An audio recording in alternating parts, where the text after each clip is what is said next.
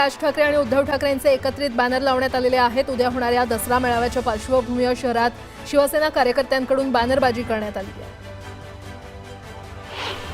बीडच्या भगवान भक्तिगडावर भाजप नेत्या पंकजा मुंडे यांच्या उपस्थितीमध्ये उद्या मेळावा होणार आहे। या मेळाव्याची तयारी अंतिम टप्प्यात आली आहे। दसरा मेळाव्याच्या व्यासपीठावरून पंकजा मुंडे काय बोलणार याकडे सगळ्यांचं लक्ष लागलं आहे।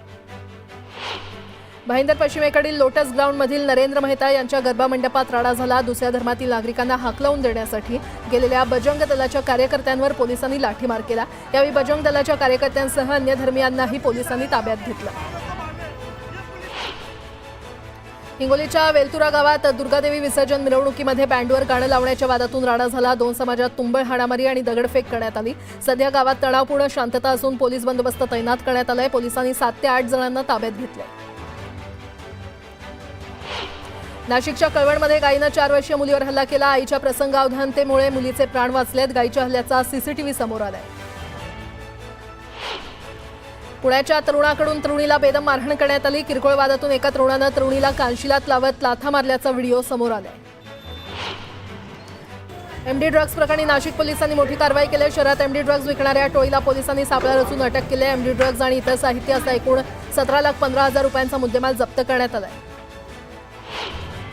अमरावतीतील एका हाय प्रोफाईल इमारतीमध्ये देहव्यापार होत असल्याची माहिती मिळताच पोलिसांनी छापा टाकत 5 तरुणींची सुटका केली आहे। तर हा व्यवसाय करणाऱ्या 2 महिलांना देखील पोलिसांनी अटक केली आहे। पुण्यातील कोथरूड परिसरात चोरट्यांचा धुमाकूळ सीसीटीव्हीमध्ये कैद झालाय। कोथरूड परिसरातील एका इमारतीमध्ये घरफोडीच्या उद्देशाने हातात हत्यारं घेत घुसलेले 2 आरोपी सीसीटीव्हीमध्ये कैद झालेत। या प्रकरणी पोलिसांकडून तपास सुरू असून नागरिकांमध्ये भीतीचं वातावरण आहे। बुलढाणा जिल्ह्यामध्ये एसटीचा चालक बेफिक्रीनं फोनवर बोलत सुसाट वेगानं महामार्गावर बस चालवत असल्याचा धक्कादायक प्रकार समोर आलाय। बसमध्ये बरेच प्रवासी असल्यानंतर देखील त्यांच्या जीवाशी हा खेळ असल्याचं दिसून येत आहे। या घटनेनं पुन्हा एकदा एसटी प्रवाशांची सुरक्षितता ऐरणीवर आली आहे। पिंपरी चिंचवड पोलिसांच्या अंमली पदार्थ विरोधी पथकानं धडक कारवाई करत सुमारे 23 कोटी 30 लाख रुपयांच्या अंमली पदार्थांना नष्ट केलेलं आहे। अंमली पदार्थांच्या मूळ उच्चाटनासाठी पोलीस आयुक्त श्री विनयकुमार चौबे यांच्या आदेशानुसार ही महत्त्वपूर्ण कारवाई करण्यात आली आहे। शेअर मार्केटमध्ये फसवणूक केल्याप्रकरणी पुण्यातील व्यावसायिकाला अटक करण्यात आली आहे। नफा मिळवून देण्याचं आमिष दाखवून 2 कोटी 24 लाख रुपयांची फसवणूक केल्यानं व्यावसायिक संतोष सदाशिव रुपनर याला अटक करण्यात आलेली आहे। मध्य प्रदेशातील काही भामट्यांनी गोंदिया जिल्ह्याच्या आमगाव तालुक्यातील राईस मिल मालक बबलू लिल्हारे यांची 1 कोटी रुपयांची फसवणूक केली आहे। पोलिसांनी मध्य प्रदेश राज्यातील 7 आरोपींना आतापर्यंत ताब्यात घेत 7 लाख रुपयांचा मुद्देमाल जप्त केलाय। सिंधुदुर्गच्या कुडाळमध्ये 2 ऑगस्टपासून बेपत्ता असलेल्या 17 वर्षीय मुलीचा घातपात झाल्याची माहिती समोर आली आहे। गोठोस गावातील जंगलातील एका बंद मांगरात नेऊन गळा दाबून या मुलीची हत्या करण्यात आली। प्रेम प्रकरणातून हत्या केल्याचं कळतंय।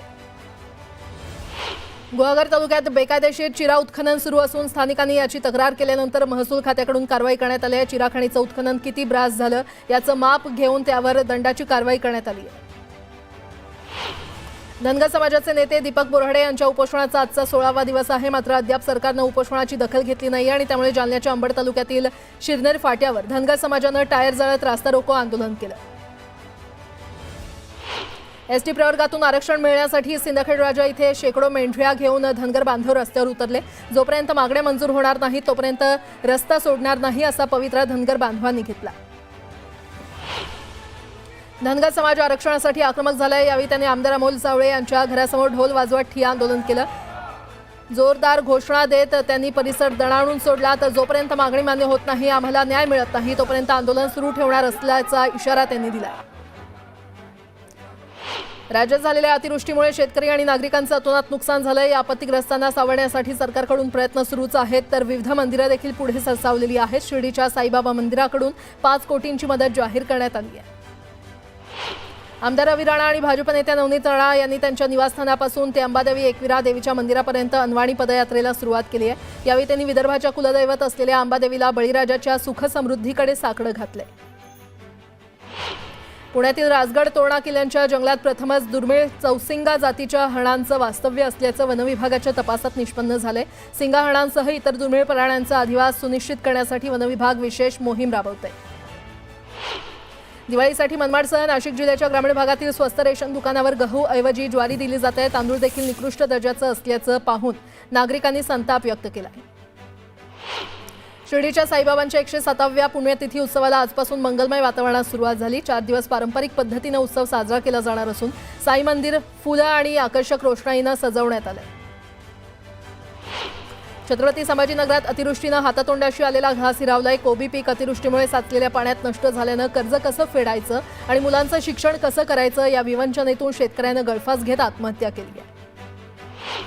धाराशिवच्या तुळजापूर तालुक्यातील अणदूर येथील एका तरुण शेतकऱ्याने अतिवृष्टीमुळे झालेल्या पीक नुकसानीमुळे आत्महत्या केल्याची हृदयद्रावक घटना घडली आहे। या घटनेमुळे संपूर्ण गावावर शोककळा पसरली आहे। सिंधुदुर्ग जिल्ह्यातील आरवली सोनसुरे येथील प्रसिद्ध वाळू शिल्पकार रविराज चिपकर यांनी नवरात्रीचं औचित्य साधत सोनसुरे येथील अष्टभुजाधारी देवी दुर्गा मातेचं वाळू शिल्प साकारले। नवरात्री निमित्तानं अलिबागमध्ये बंगाली बांधवांकडून दुर्गामाता उत्सव साजरा केला जातो। महिषासुराचा वध केल्यानंतर दुर्गामाता 4 दिवसांसाठी माहेरी येते, तेव्हा तिची आराधना केली जाते अशी आख्यायिका आहे। तर दसऱ्याला या उत्सवाची सांगता होणार आहे।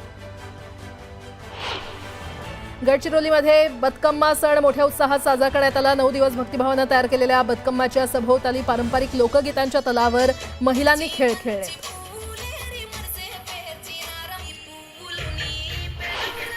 अतिवृष्टी आणि पूरपरिस्थितीमुळे बीड जिल्ह्यातील शेतकरी उद्ध्वस्त झालेला असताना साधी नुकसानीची पाहणी करण्यासाठी प्रशासनातील एकही अधिकारी आला नाही आणि यामुळे शेतकरी हतबल झालाय। अतिवृष्टीग्रस्त शेतकऱ्यांकडे प्रशासन दुर्लक्ष करत असल्याचा आरोप करण्यात आला।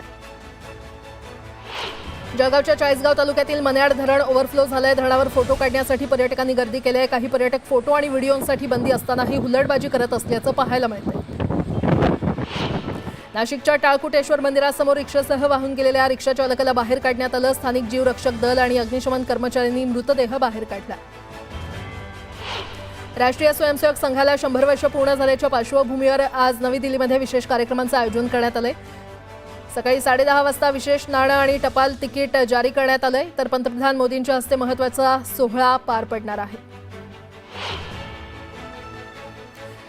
निवडणूक आयोगानं बिहारमधील मतदारांची अंतिम यादी प्रकाशित केली असून यात एकूण 7.42 कोटी मतदारांची नावं आहेत। जून महिन्यामध्ये SIR सुरू झाल्यापासूनच्या संख्येत 47 लाखांपेक्षा जास्त घट झाल्याचं समोर आलंय।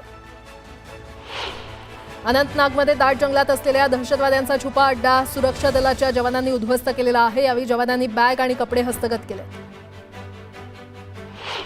गुजरातच्या खेड्यामध्ये एका हॉटेलबाहेर उभी असलेली कार थेट समोर असलेल्या हॉटेलच्या भिंतीवर जाऊन धडकली। या अपघातात सुदैवानं कुठलीही दुखापत झाली नाही।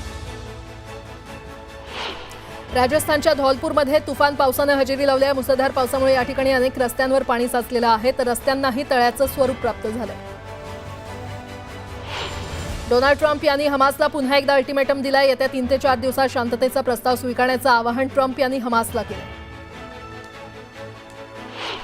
डोनाल्ड ट्रम्प यांच्या प्रस्तावानंतरही गाझावर इस्रायलकडून हल्ले सुरूच आहेत। नुकत्याच गाझावर करण्यात आलेल्या हल्ल्यामध्ये 27हून जास्त फिलिस्तीनी नागरिक मारले गेल्याची माहिती समोर आली आहे। रशियाचे युक्रेनवर हल्ले सुरूच आहेत। युक्रेनवर झालेल्या ड्रोन हल्ल्यामध्ये एकाचा मृत्यू झालाय।